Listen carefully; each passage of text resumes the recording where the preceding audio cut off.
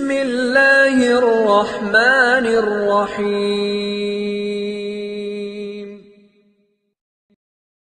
اعوذ باللہ من الشیطان الرجیم، بسم اللہ الرحمن الرحیم۔ لقد جاءکم رسول من انفسکم عزیز علیہ ما عنتم حریص علیکم بالمؤمنین رؤوف رحیم۔ اللہم صلی علی محمد النبی الامی وعلی آلہ وسلم تسلیما۔ عظمت خاتم الانبیاء صلی اللہ علیہ وسلم کے اگلے درس کے ساتھ حاضر خدمت ہیں۔ حضرت نبی رحمت صلی اللہ علیہ وسلم خانہ کعبہ میں اپنی جماعت کے ساتھ پہنچتے ہیں اور وہاں بڑی آپم دھاپم شروع ہو جاتی ہے۔ قریش کی طرف سے بڑا شدید ترین اعتراض یا احتجاج ہوتا ہے، اور یہ سارا کا سارا جو ہم نے مختصر ذکر کیا تھا وہ آپ حضرات پہلے سن چکے ہیں کہ اس موقع پر ایک شہادت بھی ہوتی ہے۔ اب آگے بات بڑھ گئی، چونکہ کبھی تو صفا کے دامن میں لوگوں کو جمع کر لیا، کبھی دعوت کے دسترخوان پر لوگوں کو جمع کر لیا، کبھی خانہ کعبہ میں بغرض عبادت پہنچ گئے، تو اب تو بات ڈھکی چھپی رہی نہیں نا۔ تو اب تو قریش کو بھی تکلیف بڑھ ہی جانی تھی، اور قریش کو اتنی جلدی سے ہار مارنے والے لوگ تو تھے نہیں، انہیں تو چاہے کچھ بھی کرنا پڑے۔ انہوں نے حارث ابن ابی حالہ کو شہید کر دیا، اور اس میں انہوں نے سوچا بھی نہیں، کوئی دریغ نہیں کیا، بس شہید کر دیا، ہے نا۔ تو وہ تو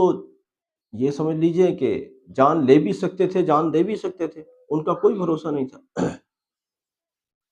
اب نبی اکرم صلی اللہ علیہ وسلم جو ظاہری طور پر دیکھو، حقیقی طور پر تو یہ ہے کہ وہ اللہ کی حفاظت میں ہے، اس میں کوئی شک نہیں ہے، لیکن ظاہری طور پر ان سے دور نہیں تھے، دن رات ان کے درمیان میں رہتے ہیں۔ لوگ نبی صلی اللہ علیہ وسلم کو ستاتے تھے، کبھی ان کے ساتھیوں کو ستاتے تھے، کبھی باندھ کر مارتے تھے، کبھی دھوپ میں ان کو زد و کوب کرتے تھے۔ مکے کی دھوپ، حاجیوں سے پوچھو، اگر کسی کو دھوپ میں نماز پڑھنے کا، ظہر میں عصر میں اگر دھوپ میں نماز پڑھنے کا موقع مل جائے، یا دھوپ میں کہیں نکلنے کا موقع مل جائے، تو ذرا پوچھو کیا حال ہوتا ہے۔ تو اس مکے کی دھوپ میں تپتی ہوئی گرم گرم ریت پر لٹا کر اوپر سے بھاری پتھر رکھ دیا جاتا تھا، جو کہ خود بھی ظاہر بات ہے کہ گرمی میں وہ گرم ہو رہا ہوگا، پھر اس آدمی پر کوڑے برسائے جاتے تھے۔ کیسا ظلم تھا جو صحابہ برداشت کرتے تھے۔ نبی صلی اللہ علیہ وسلم، میں دیکھ رہا تھا کہ اس طرح کا ظلم ہوتا تھا کہ نبی صلی اللہ علیہ وسلم نماز پڑھ رہے ہیں، اور نماز پڑھتے ہوئے کوئی اس طرح کی گندگی لا کر ڈال دی ہے کہ جس کو ایک نظافت پسند آدمی ہرگز بھی برداشت نہیں کر سکتا۔ کہتے ہیں کہ ایک مرتبہ نبی صلی اللہ علیہ وسلم نماز پڑھ رہے تھے، اور محلے میں کوئی اونٹ کسی کے یہاں ذبح ہوا تھا، تو اس کا جو اوج تھا، اس کا جو پیٹ کے اندر کا جو حصہ نکلتا ہے نا، وہ اوج بولتے ہیں، کیا بولتے ہیں اس کو، تو اس کو لا کر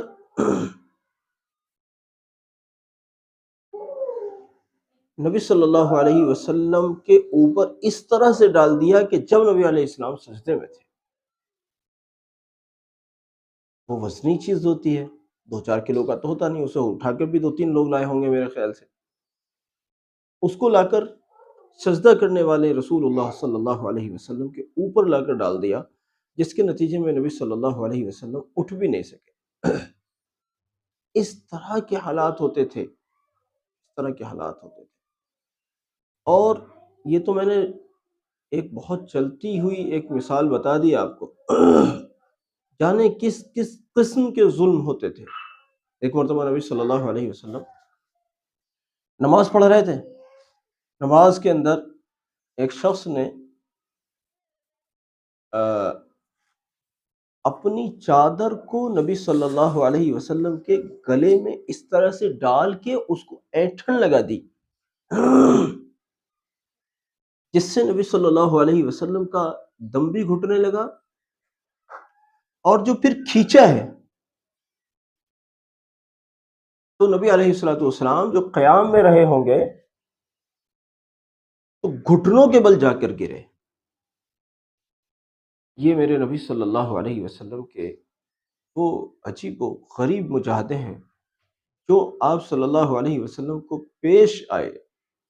لیکن نبی صلی اللہ علیہ وسلم نے ان سب کو برداشت کیا۔ قریش کا ایک قافلہ، قریش کی ایک جماعت کہیے، قریش کا ایک وفد حضرت ابو طالب کے پاس گیا اور ان کو جا کر کہا کہ محمد صلی اللہ علیہ وسلم جو آپ کے بھتیجے ہیں، آپ کی سرپرستی میں ہیں، آپ ان کو روک دیں۔ حضرت ابو طالب نے ایسی نارمل طور پر ان کو سمجھا بجھا کر بھیج دیا، وہ چلے بھی گئے، لیکن نبی صلی اللہ علیہ وسلم کی تبلیغ کو روکنے کے لیے تھوڑی تھی۔ اب جب دوبارہ سے ایسا ہوا کہ تبلیغ کا سلسلہ جاری رہا تو پھر قریش کا وفد جمع ہو کر ابو طالب کے پاس پھر آیا، اور اس وفد میں جو رؤساء و شرفائے قریش تھے، جو شرفاء کہلاتے تھے وہاں کے اعتبار سے، اصل میں سارے لوگوں میں ہم پہلے کہہ چکے ہیں کہ وہاں کے معاشرے کے اعتبار سے کچھ شرافتیں بھی پائی جاتی تھیں،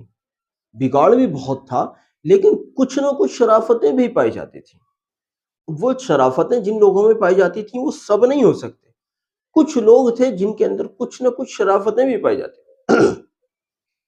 اس لیے جہاں آپ نے رؤساء مکہ سنا ہوگا، کفار مکہ سنا ہوگا، وہیں شرفاء مکہ بھی سنا ہوگا۔ کچھ لوگ تھے ایسے جو شریف تھے۔ بہرحال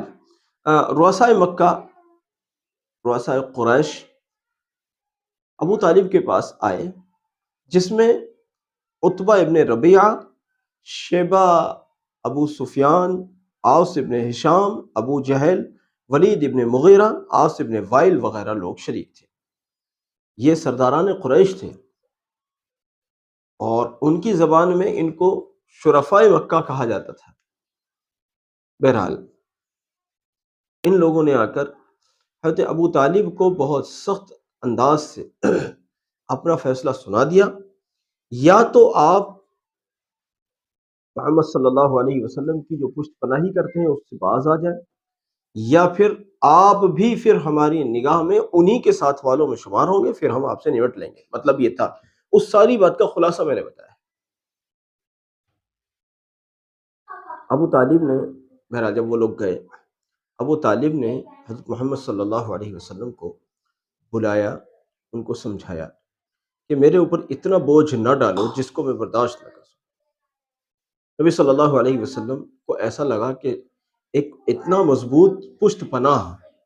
میرا ساتھ چھوڑ کر جا رہے ہیں، جنہوں نے بچپن سے لے کر اب تک میری پشت پناہی کی ہے، میرا ساتھ دیا ہے، اور میرے ساتھ کھڑے رہے ہیں، میرے غم میں، میرے ہم میں، میری خوشی میں، میرے کام میں، بہرحال میرے ساتھ کھڑے رہے ہیں۔ تو نبی صلی اللہ علیہ وسلم رو دیے۔ نبی صلی اللہ علیہ وسلم اپنے جذبات پر قابو نہ رکھ سکے، اور ابو طالب کو کہا کہ چچا، اگر میرے ایک ہاتھ پر سورج اور دوسرے ہاتھ پر چاند لا کر رکھ دیا جائے تب بھی میں اس کام کو نہیں چھوڑ سکتا۔ نبی صلی اللہ علیہ وسلم کا انداز بیان کچھ اس طرح کا تھا کہ ابو طالب اس سے متاثر ہوئے بغیر نہیں رہ سکے، اور ابو طالب نے پھر نبی صلی اللہ علیہ وسلم کو اس طرح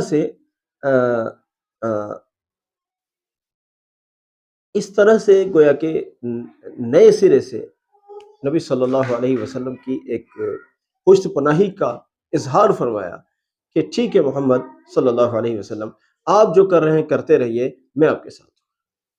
یعنی میں آپ کا ساتھ چھوڑنے والا نہیں ہوں۔ کیونکہ نبی صلی اللہ علیہ وسلم کا بھی یہ تھا، یا تو میرا لایا ہوا دین یا تو نافذ ہوگا، یا تو امت دین پر آ جائے گی یا پھر میں اس میں فنا ہو جاؤں گا۔ نبی صلی اللہ علیہ وسلم کا یہ عام اظہار تھا، عام بات تھی۔ نبی صلی اللہ علیہ وسلم کا عزم اس طرح کا پختہ تھا کہ یا تو یہ دین غالب آئے گا یا پھر میں اس کے غالب آنے کی کوشش میں لگے فنا ہو جاؤں گا۔ یہ نبی صلی اللہ علیہ وسلم کا عزم تھا۔ تو بہرحال نبی صلی اللہ علیہ وسلم کا سلسلہ تبلیغ اس طرح سے مکہ مکرمہ میں جاری رہا، اور جو کہ دن بدن فضل خداوندی سے پھیل رہا تھا، اور یہ وہ پودا تھا جو ہر دن اس کی آبیاری ہو رہی تھی، اور ہر دن یہ ایک طرح سے تناور ہو رہا تھا یہ شجر۔ کل ملا کر اللہ رب العزت کی مدد تھی میاں، ورنہ اس ماحول میں جہاں بتوں کو برا کہنا یہ جرم اکبر تھا، اور جو لوگ سوچتے بھی نہیں تھے تلوار چلانے سے پہلے، اس درمیان میں، ان لوگوں کے درمیان میں کوئی قبیلہ ایسا نہیں بچا جس قبیلے میں اسلام کی چمک پہنچ نہ گئی ہو، اسلام کا نور، اسلام کی مبارک شعائیں جس قبیلے میں پہنچ نہ گئی ہو، ایسا کوئی قبیلہ نہیں بچا، اور اسلام دھیرے دھیرے کر کے پھیلتا رہا۔ یہ صورت بنی۔ خیر بہرحال سلسلہ گفتگو جاری رہے گا انشاءاللہ۔ آپ حضرات ہمارے ساتھ جڑے رہیں اور اس درس سے فائدہ بھی اٹھاتے رہیں اور امت تک اس کو پہنچاتے بھی رہیں۔ جزاک اللہ۔ السلام علیکم ورحمۃ اللہ۔